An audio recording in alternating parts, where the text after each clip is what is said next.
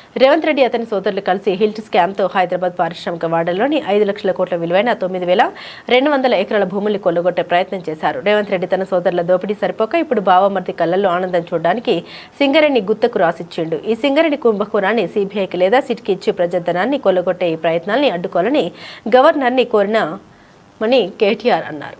దోచుకున్న సరిపోవట్లేదంట రేవంత్ రెడ్డి గారికి.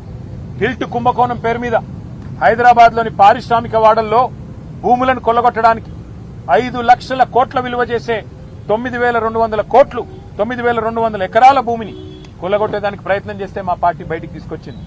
అన్నదమ్ముల దోపిడిని అడ్డుకున్నది. కానీ రేవంత్ రెడ్డి గారు అన్నదమ్ముల దోపిడి సరిపోవట్లేదంట. ఇప్పుడు బావమర్ది గారి కళ్ళల్లో ఆనందం కోసం సింగరేణిని ఆయనకు గుత్తకు రాసిచ్చిండు.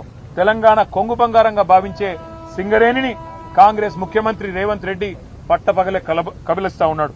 అందుకే మేము అడిగినాం ఇవాళ గౌరవ గవర్నర్ గారిని, సార్ మీరైనా ఇన్వాల్వ్ కండి, మీరు కిషన్ రెడ్డి గారికి ఆదేశం ఇవ్వండి, సిబిఐకి ఇస్తారా, సిట్టింగ్ జడ్జికి ఇస్తారా, మీ ఇష్టం, ఎవరికి ఇస్తారో ఇవ్వండి, కానీ ప్రజాధనాన్ని కొల్లగొట్టే ఈ దుర్మార్గపు వ్యవస్థని, ఇటు సోలార్ పవర్ లో కుంభకోణం, అటు సింగరేణి ఓబీ గనుల్లో కుంభకోణం, దీన్ని అడ్డుకోండి, దీన్ని వెంటనే నివారించండి, ప్రజా సొమ్మును కాపాడండి అని చెప్పి కార్మిక లోకం తరపున సింగరేణి కార్మిక సోదరుల తరపున వారికి విజ్ఞప్తి చేశాం.